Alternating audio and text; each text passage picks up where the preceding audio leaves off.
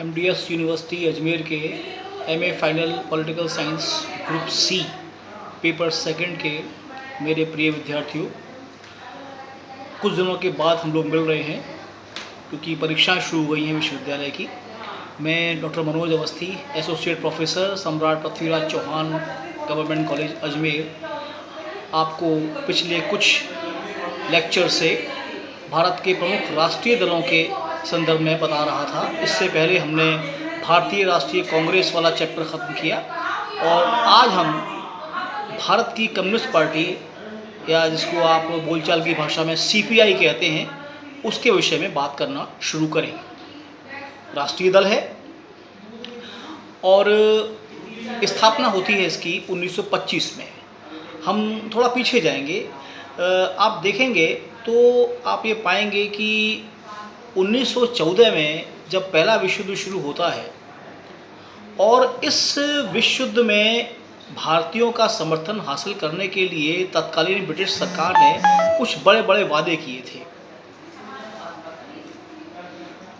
समस्या तब खड़ी हुई जब 1918 में लड़ाई खत्म होने जा रही है, उससे ठीक पहले ब्रिटिश सरकार ने अपने उन सब वादों को भुलाना शुरू किया और भारतीयों के प्रति सख्तियाँ बढ़ानी शुरू की। जो धरने विरोध प्रदर्शन हुए उनके खिलाफ बड़ा आक्रामक रवैया अपनाया गया और वो सब जो वादे किए गए थे वो ताक पर रख दिए गए।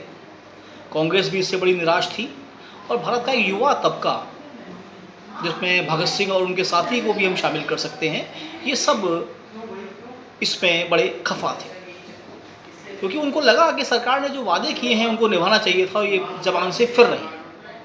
यहाँ तक बात ठीक है, लेकिन अब आइए 1917 पर।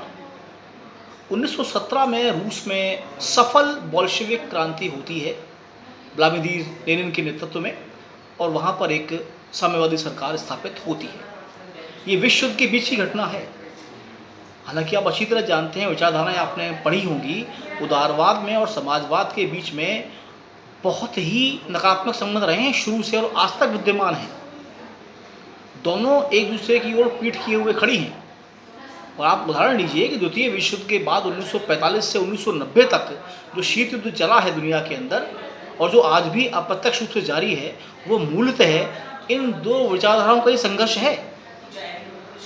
लेकिन हम उस पर अभी नहीं जाएंगे। हम इस बात पर आते हैं कि बोल्शेविक क्रांति सफल हो गई रूस के अंदर, तो ये पाया गया कि क्यों ना ऐसी सशस्त्र क्रांति के माध्यम से, एक हिंसक क्रांति के माध्यम से भारत में भी आज़ादी को हासिल किया जा सकता है। सवाल महत्वपूर्ण है दोस्तों, ध्यान दीजिएगा।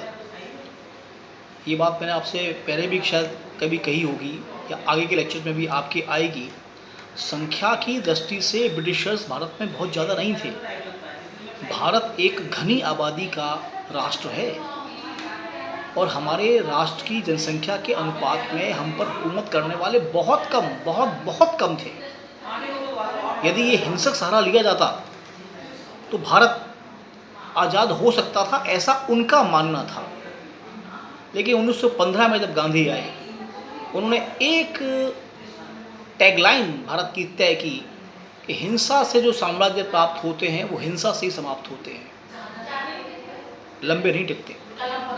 गांधी ने अहिंसा के बल भारत के पौरुष को जगाया और विशुद्ध अहिंसक माध्यमों से उन्होंने आज़ादी की राह को एक दिशा दिखाई। हालांकि मैं ये नहीं कह रहा कि औरों का योगदान नहीं रहा, वो था, उससे हम इनकार नहीं कर सकते, लेकिन गांधी का एक बड़ा योगदान उसमें था, इससे भी कोई इनकार नहीं कर सकता। अब आगे चलें।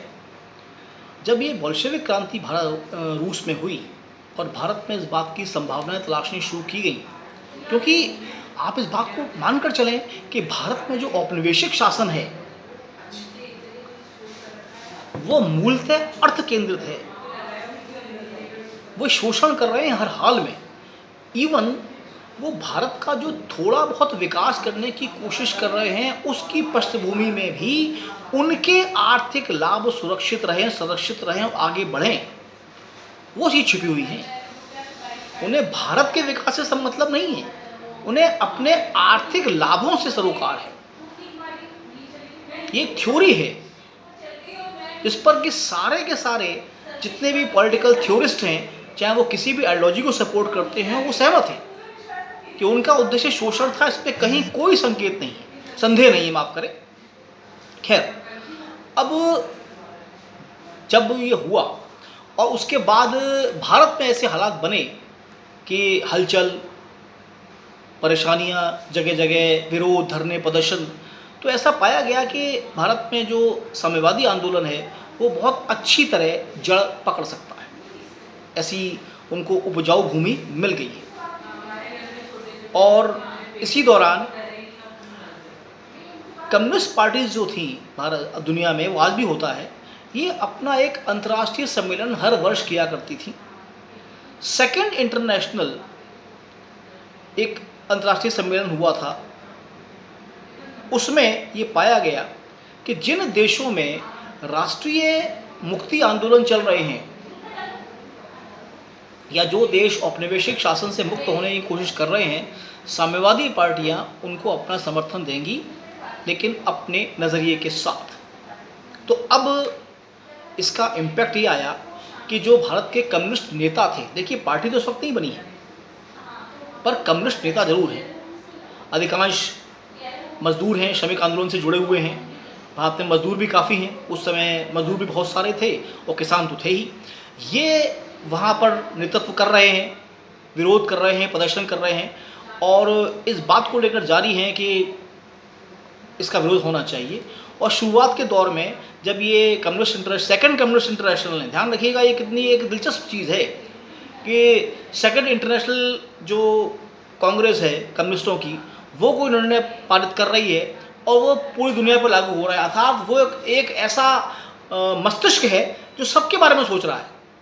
अलग अलग देशों के पर्यावरण क्या है, नेतृत्व की स्थिति क्या है, संगठन का ढांचा कैसा है, इससे उन्हें कोई मतलब नहीं है। उन्होंने वहाँ जो निर्णय पारित कर दिया है, आपको उसको यहाँ फॉलो करना है।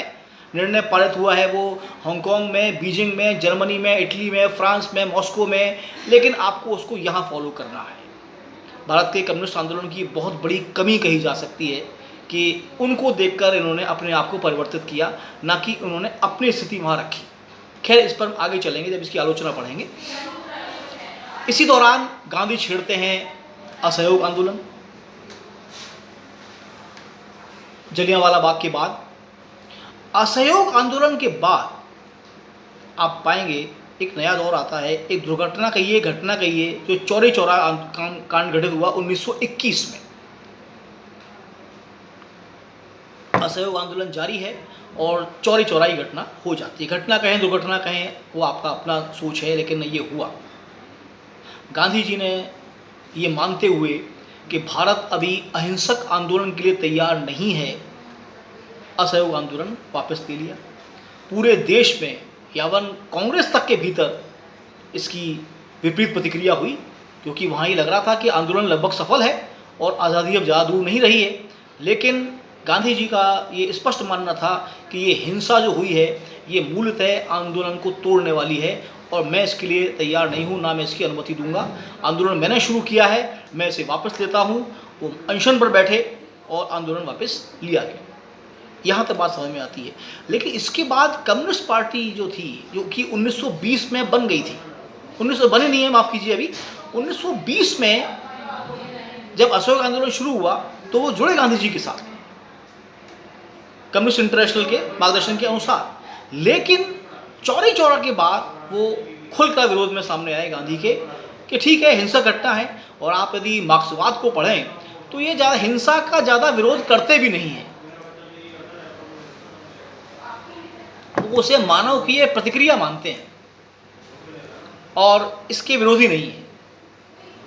उन्होंने ये कहना शुरू किया कि भाई ये गांधी जी ने गलत किया है और आंदोलन को वापस नहीं लेना चाहिए था। इसी दौरान अब कांग्रेस के भीतर भी विरोध था। आप अगर ध्यान से उस समय के इतिहास को देखें या पढ़ें तो आप पाएंगे कि कांग्रेस के भीतर ही कई बड़े बड़े दिग्गज नेता गांधी जी के खिलाफ थे कि इसको विड्रॉ मत कीजिए, चलने दीजिए, ठीक है, दुर्घटना हो गई तो हो गई, आगे चलें। लेकिन आंदोलन वापस लिया गया और एक नई धारा निकलकर सामने आई। इसी दौरान 1925 में भारतीय कम्युनिस्ट पार्टी की स्थापना होती है। इसको आप CPI के नाम से जानते हैं। इन्होंने अपना जो कार्यक्रम हाथ में लिया, जो इनका एजेंडा इसको आप कह सकते हैं, वो ये तय किया कि भारत में जो औपनिवेशिक शक्तियाँ हैं उनका विरोध करना। दूसरा, जो भारत के अंदर पूंजीपति और ये जो सामंत हैं, राजी रजवाड़े हैं, इन्हें समाप्त करना। तीसरा, भारत के मजदूरों और किसानों के लिए एक संगठन तैयार करना, उनके लिए, ताकि संगठित संघर्ष हो सके। आगे उपनिवेशवादी शक्तियों का विरोध करना और भारत में एक लोकतांत्रिक व्यस्क मताधिकार के आधार पर चुना गया शासन तय करना। इस आगे की बात अब हम कल करेंगे।